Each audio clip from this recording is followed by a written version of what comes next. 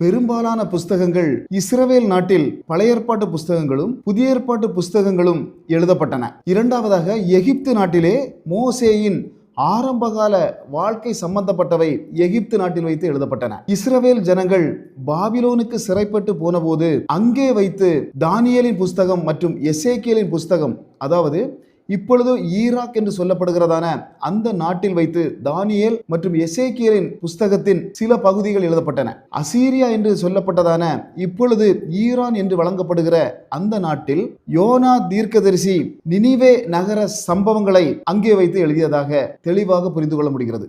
Persia நாட்டிலே Esther புஸ்தகமும் Ezra புஸ்தகமும் நெகேமியாவின் புஸ்தகமும் எழுதப்பட்டன. ஏழாவதாக, Greece நாட்டிலே பவுல் பயணம் செய்த போது சில நிருபங்களை அங்கே வைத்து எழுதினார். பவுல் ரோமாபுரி சிறையில் இருந்தபோது அங்கு வைத்து ரோமர் நிருபத்தையும் கொலோசேயர் நிருபத்தையும்